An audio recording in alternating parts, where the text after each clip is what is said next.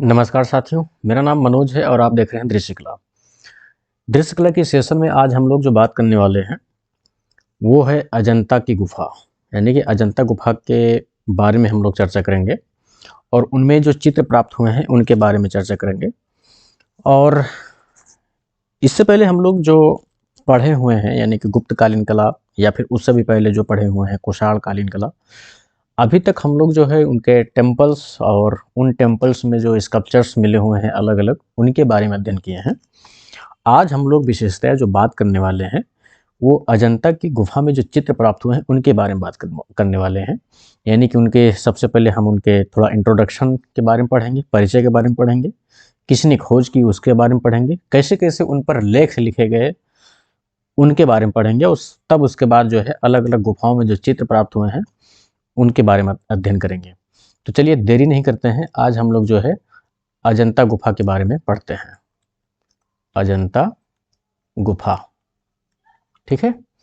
तो अजंता गुफा में हम लोग सबसे पहले जो है जो बात करेंगे वो परिचय की बात करेंगे। थोड़ा सा इसके बारे में एक बार इंट्रो हो जाए तो ज़्यादा बेहद ज़रूरी है, ताकि जो है पता चले कि हाँ इसका एरिया किधर है, यानी कि किधर जो है पड़ता है अजंता, उसके बारे में। क्योंकि सवाल जो है आता है, लगभग लगभग जो है सवाल इधर से भी आता है, तो ये सबको पता होना चाहिए। हालांकि बहुत फेमस टॉपिक है कि अजंता एक राज्य है जो कि महाराष्ट्र राज्य में है, महाराष्ट्र में है,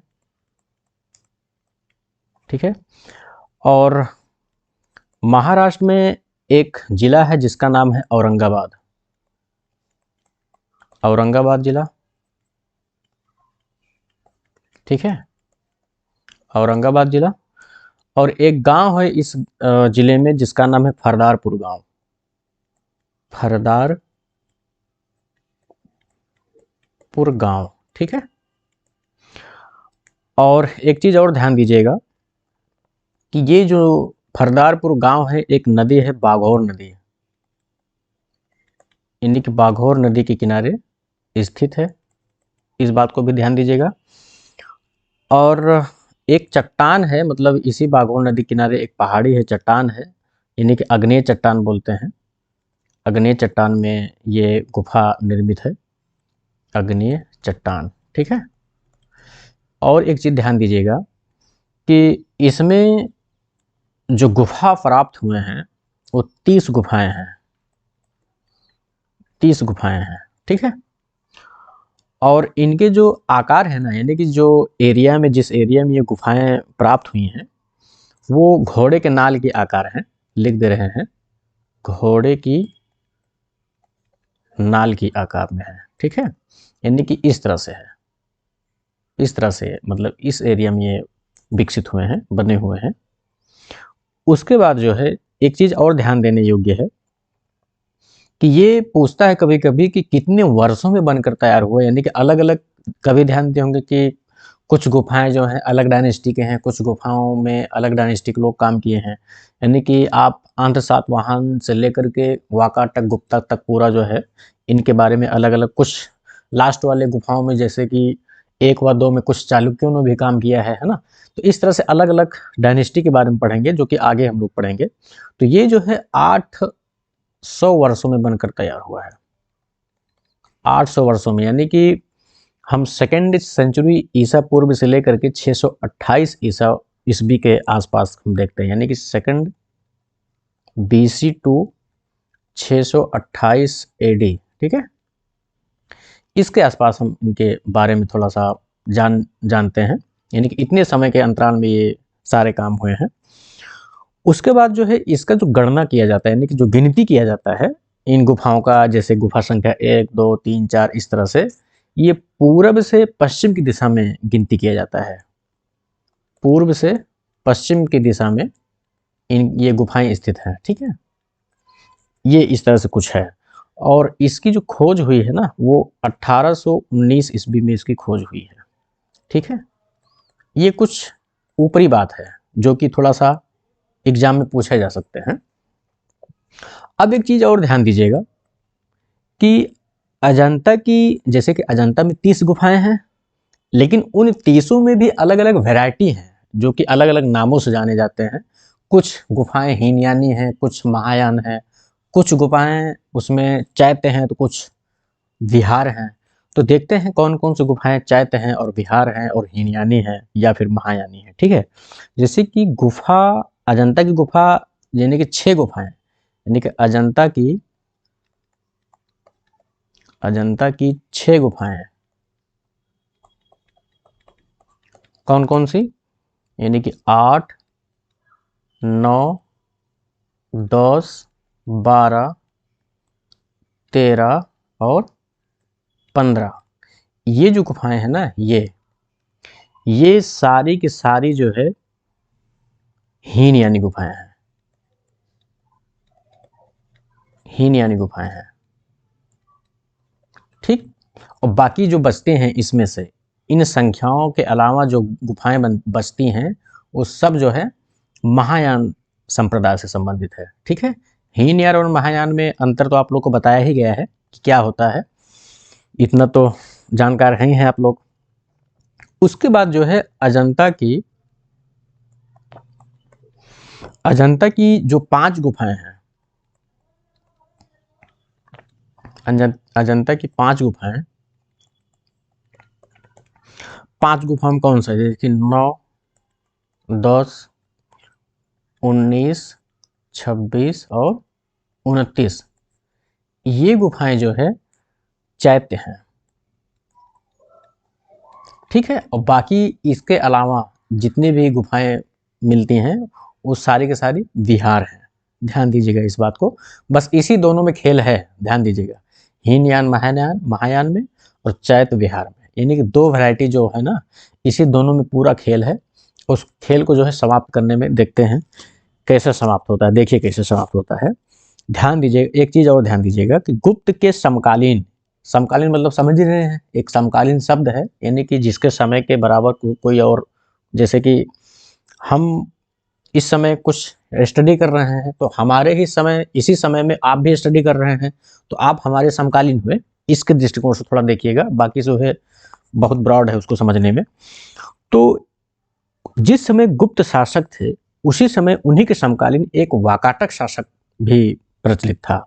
यानी कि हम कह सकते हैं कि इसमें जो गुफाओं में चित्र प्राप्त हुए हैं, लगभग लगभग वो वाकाटक शासकों के समय के चित्र प्राप्त हुए हैं, वाकाटक शासकों के समय में। ठीक है, इस बात को ध्यान दीजिएगा।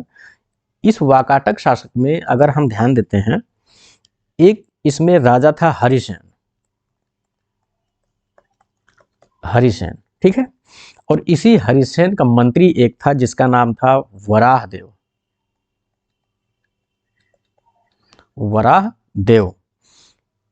इसके समय में जो चित्रित गुफाएं प्राप्त हुई हैं, जैसे कि गुफा संख्या 1, 2, 16, 17 है ना, इसमें जो है अधिकतर चित्र भी प्राप्त हुए हैं और इसी के समय के जो है कुछ इस तरह से चित्र निर्मित हुए हैं और लगभग लगभग जो है गुफाएं भी बनी हुई हैं। इस बात को थोड़ा सा ध्यान दीजिएगा।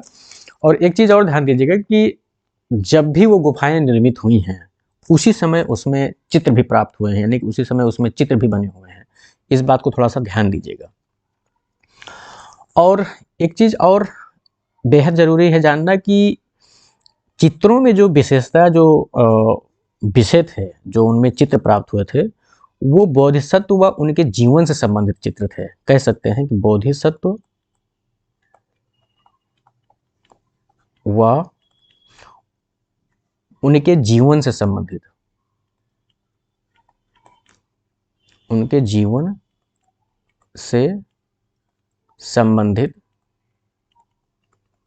चित्र प्राप्त हुए हैं। ठीक है, इस बात को ध्यान दीजिएगा। यानी कि कह सकते हैं कि उनकी जैसे कि जातक कथाओं से संबंधित है, यानी कि जातक कथाएं। ठीक है, इसके अलावा यानी कि जातक कथाओं के अलावा समकालीन जीवन से संबंधित भी चित्र मिले हैं, समकालीन जीवन से संबंधित चित्र मिले हैं। ठीक है,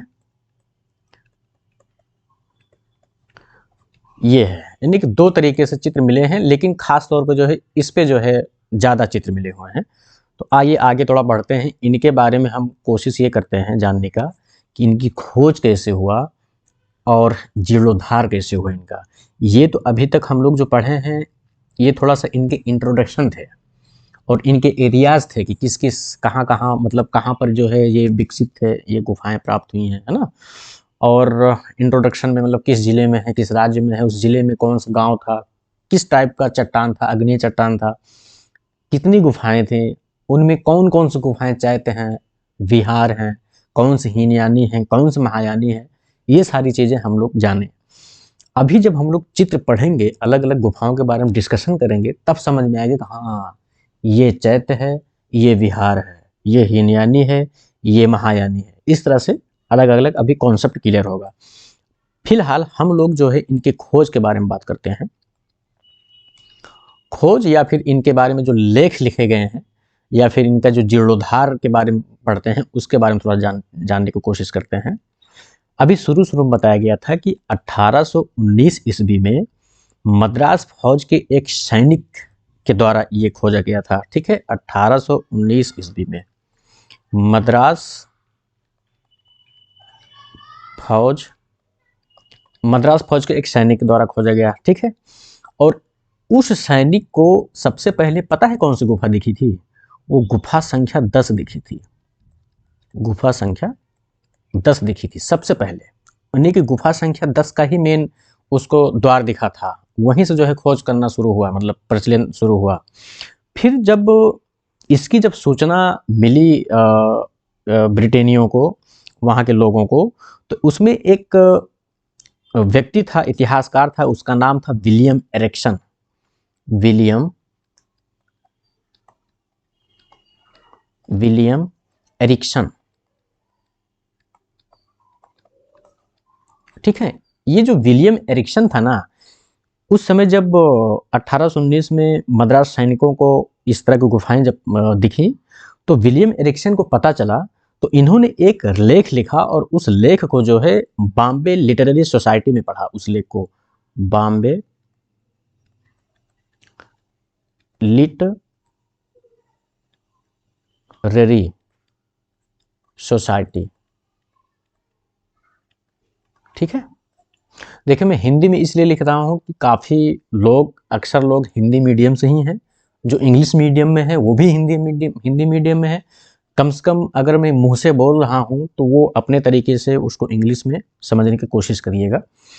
उसके बाद अगला हम बात करते हैं कि 1824 का समय आता है। 1824 का समय आता है। सन 1824 में एक व्यक्ति थे, लेफ्टिनेंट जेम्स ई अलेक्जेंडर। जेम्स ई अलेक्जेंडर। ठीक है, जेम्स ई अलेक्जेंडर। इन्होंने इस गुफा को देखा। ठीक है, इन्होंने भी इस गुफा को देखा, थोड़ा सा जाना सुना इसके बारे में। तो इन्होंने जो एक लेख लिखा था, ये जेम्स ई अलेक्जेंडर, इन्होंने अपने लेख को रॉयल सोसाइटी लंदन में मतलब इसका विवरण भेजा था। रॉयल सोसाइटी लंदन, इसमें इसका विवरण भेजा था। ध्यान दीजिएगा, सवाल पूछता है कि विलियम एरिक्सन जो है अपना जो लेख पढ़े थे वो कहाँ पर पढ़े थे? बॉम्बे लिटरेरी सोसाइटी में पढ़े थे। और जेम्स ई अलेक्जेंडर, इन्होंने अपने लेख का जो विवरण भेजा था कहाँ पर भेजा था? 1824 में रॉयल सोसाइटी लंदन में भेजा था। इस बात को थोड़ा सा ध्यान दीजिएगा, नोट करते चलिएगा। जैसे हम नोट कर रहे हैं वैसे आप भी नोट करते चलिएगा। देखिए, इसमें जो भी एग्जाम में पूछे जाते हैं पॉइंट टू पॉइंट, उसी से ही बात कर रहे हैं, उसी से कॉन्सेप्ट क्लियर कर रहे हैं। बहुत ज़्यादा झौवा भर जो है ज़्यादा उसके बारे में मतगणना करने की ज़रूरत नहीं है। हमको उतना ही जानना है जहाँ से हमारा एग्ज़ाम क्रैक हो जाए, तभी आप जो है अच्छा खासा, चाहे आप नेट जेआरएफ एग्ज़ाम दें, चाहे केवीएस दें, जो भी देंगे, तो ये थोड़ा सा फुली जो है जानने की कोशिश करेंगे ना, इसमें से कोई ना कोई चीज़ भिड़ जाएगा। फिर उसके बाद हम बात करते हैं 1843 ईस्वी की। 1843 या 43, जो भी अपने हिसाब से आप लोग बोलते होंगे। इसमें एक व्यक्ति थे, जेम्स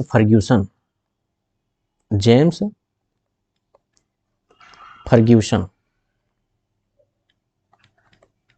ठीक है। ये जेम्स फर्ग्यूसन ने ना इन गुफाओं का 4 वर्षों तक अध्ययन किया, 4 वर्षों तक अध्ययन किए, ठीक है। और अध्ययन करने के बाद, जेम्स फर्ग्यूसन जी ने अध्ययन करने के बाद इसका जो विवरण दिए थे वो ईस्ट इंडिया कंपनी को दिया था, ईस्ट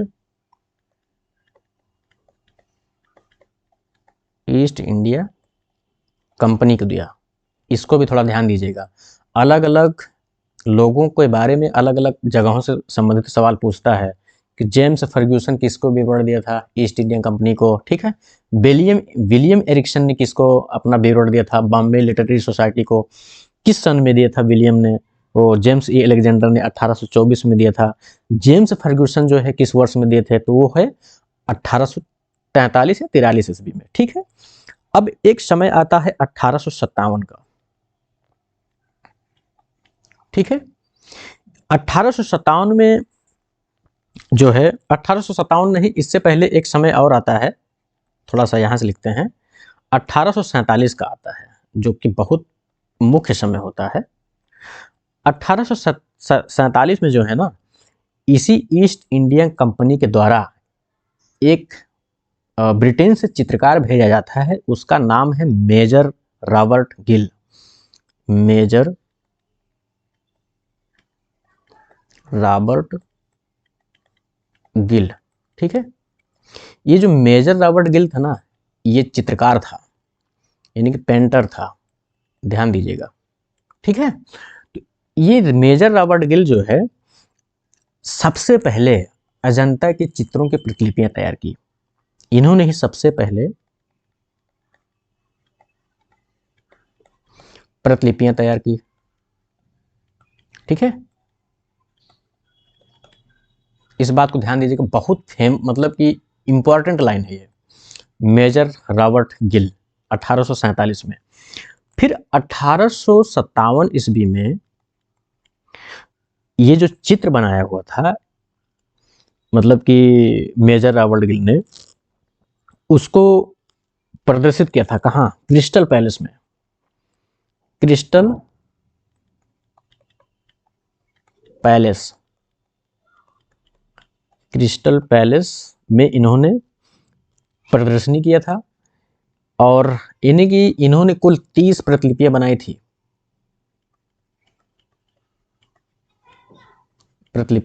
ठीक है, कुल 30 प्रतिलिपियां।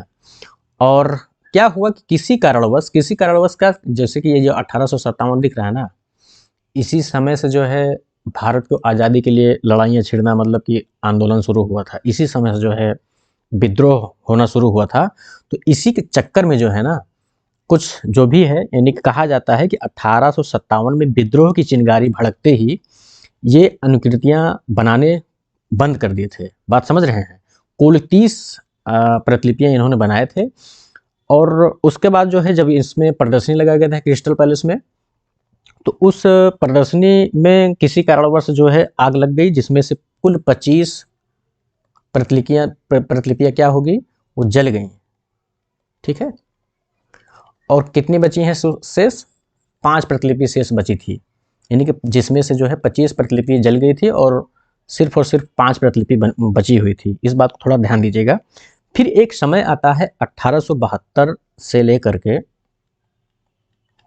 1876 तक।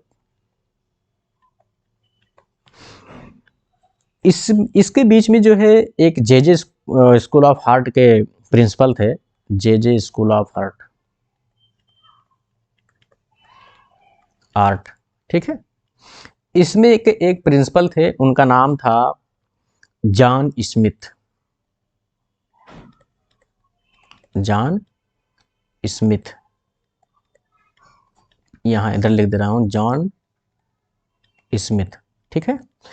इन्होंने जो है, यानी कि जॉन स्मिथ ने अपने कुछ शिष्यों के साथ में इनकी प्रतिलिपियां जो है बनाने के लिए फिर से जो है आग्रह किया, यानी कि तकरीबन 100 प्रतिलिपियां इन लोगों ने मिलकर बनाया था, 100 प्रतिलिपियां, ठीक है। यहां तक बात समझ में आ गई ना। यानी कि 100 प्रतिलिपियां तकरीबन इन लोगों ने बनाया था। और ये प्रतिलिपियां जो बनाई हुई थी ना, ये paintings of Buddhism caves temple of Ajanta शीर्षक से 1886 में ये प्रतिलिपियां प्रकाशित हुई। हम लिख दे रहे हैं यहाँ पर, ये प्रतिलिपियां 1896 में जिस नाम से प्रकाशित हुई थी उसका नाम था पेंटिंग्स ऑफ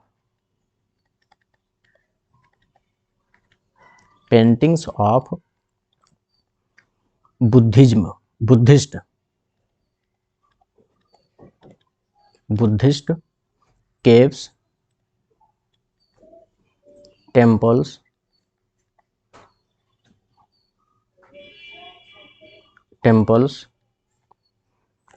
ऑफ अजंता, ठीक है, इस नाम से जो है प्रकाशित हुई थी 1896 में। इसी को एक और टाइटल में बोलते हैं, जिसको बोलते हैं खानदेश इंडिया।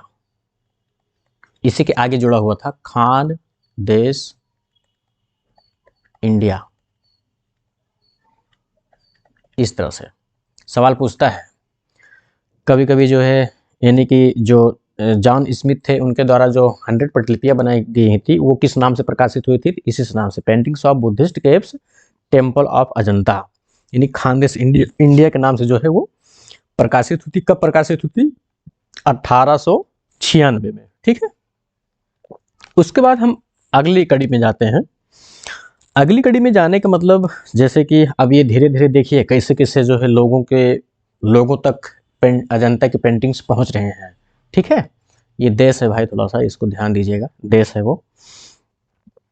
फिर हम बात करते हैं इसी दौरान, यानी कि 1874, यानी कि 72 से 76 के दौरान, यानी कि 1874 की हम अगर बात करते हैं, इसी दौरान इंडियन एंटीक्यूरी नाम की एक शोध पत्रिका में, लिख दे रहे हैं इंडियन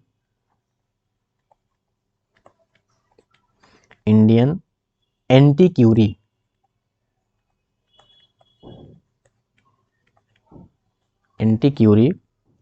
नाम की शोध पत्रिका में जेम्स बर्गेस एक व्यक्ति आते हैं, जेम्स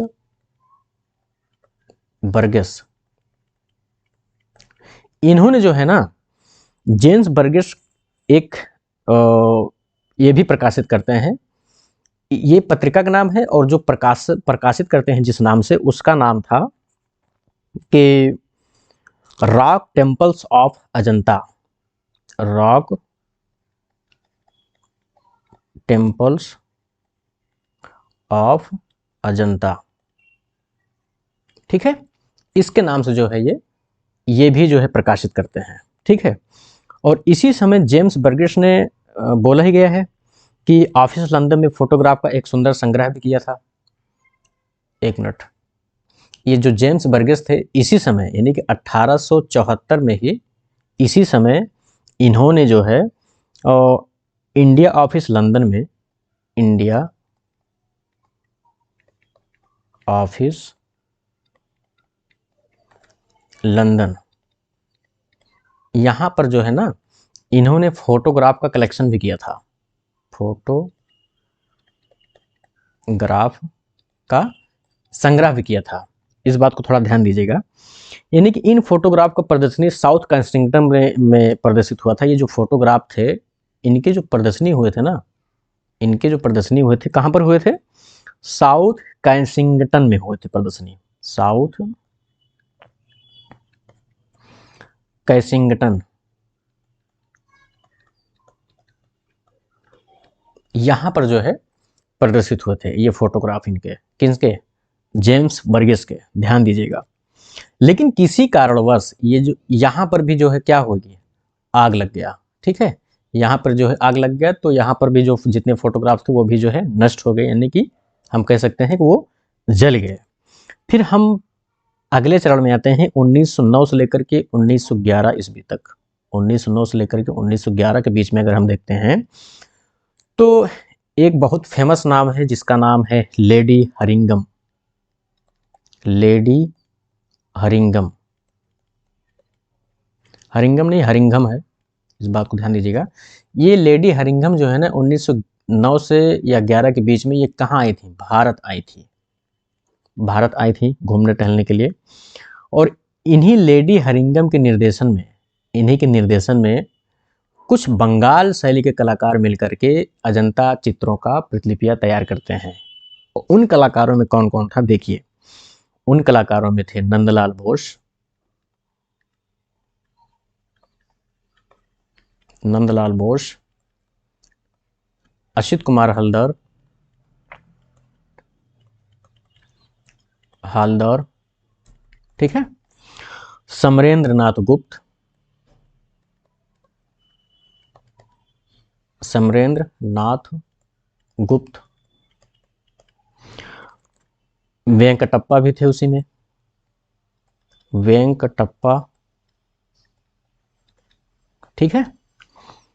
इस तरह से अलग अलग लोग थे, जैसे कि उसमें लार्चर भी थे, लिख दे रहे हैं, लार्चर भी थे। अलग अलग जो है आर्टिस्ट, यानी कि ये सारे कौन कहाँ के थे? बंगाल शैली के थे, बंगाल शैली के कलाकार थे, ठीक है।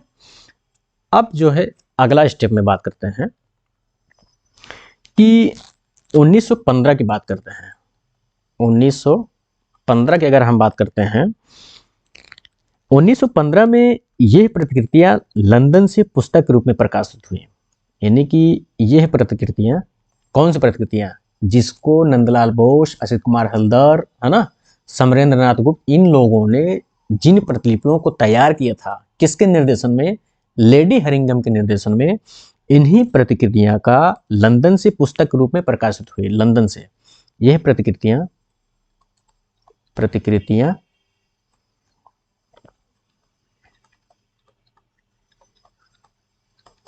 कहां से प्रकाशित हुई? पुस्तक के रूप में लंदन से। इस बात को ध्यान दीजिएगा, ठीक है। फिर उसके बाद जो है एक चरण और आता है, बहुत फेमस चरण है। हैदराबाद के पुरातात्विक विभाग के निर्देशक एक थे, उनका नाम था गुलाम यजदानी, गुलाम यजदानी, ठीक है, इन्ना है। गुलाम यजदानी ने अजंता की चित्रों की, इन्होंने भी मतलब प्रतिकृतियां तैयार किया करवाई, ठीक है, अपने हिसाब से। और इनके जो लेख मतलब प्रकाशित हुए थे ना, वो क्रमशः अलग अलग भागों में प्रकाशित हुए थे। एक तो 1930, और उसके बाद जो है एक है 1933, और एक है 1946, ठीक है, और एक है 1955। ये प्रतिलिपियां जो है, जो प्रकाशित हुई थी, 4 भागों में प्रकाशित हुई थी, ठीक है। एक 1930, 1933, 1946 और 1955, इस तरह से। उसके बाद अगला चरण हम लोग जो देखते हैं, ध्यान देते हैं। अब जैसे कि 46 और 55 के बाद आ गया, तो फिर इसका मतलब क्या है? 55 वगैरह हम एंट्री करके हैं, तो क्या है, हमारा भारत देश क्या हुआ? आज़ाद हो गया। अब हम स्वतंत्रता के बाद की अगर हम इन प्रतिलिपियों के बारे में अगर हम जानने की कोशिश करते हैं कि आखिर स्वतंत्रता के बाद जो है अजंता की गुफाओं की चित्रों की प्रतिलिपियों के बारे में क्या हालचाल था, तो वो ये था कि स्वतंत्रता के बाद ललित कला अकादमी दिल्ली ने, ललित कला अकादमी कहाँ है? ये दिल्ली, दिल्ली वाला, नई दिल्ली लिख दे रहे हैं। इन्होंने यहाँ के चित्रों के रंगीन फोटोग्राफ के प्रिंट करवाए थे। ये क्या करवाए थे? रंगीन फोटोग्राफ करवाए थे, ठीक है, ध्यान दीजिएगा, रंगीन फोटोग्राफ करवाए, ठीक। फिर उसके बाद क्या हुआ? एक स्टेप और आता है, बहुत फेमस स्टेप वो भी है, 1954 का स्टेप। 1954 में यूनेस्को द्वारा, यूनेस्को इसके द्वारा यूनान से अजंता के रंगीन चित्रों का एक संग्रह, यूनेस्को के द्वारा, यूनान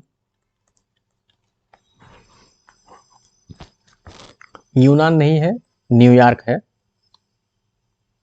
न्यूयॉर्क। न्यूयॉर्क से अजंता के रंगीन चित्रों का एक संग्रह तैयार किया जाता है, पेंटिंग ऑफ अजंता केव के नाम से। उस नाम का क्या, उस संग्रह का क्या नाम है? Paintings of Ajanta caves. ठीक है, इसके नाम से क्या होता है? प्रकाशित होता है। ठीक, ये कुछ इस तरह के इनके खोज और जीर्णोद्धार हैं। अब हम बात करते हैं इनके भित्ति चित्र परंपरा के बारे में, है ना, कि आखिर इनके जो भित्ति चित्र बने हुए हैं किस किस टेक्निक में बने हुए हैं, किसके अंतर्गत आते हैं, उसमें कौन कौन से कलर यूज हुए हैं। फिलहाल उसको हम लोग अगले वीडियो में देखते हैं। आज के लिए धन्यवाद।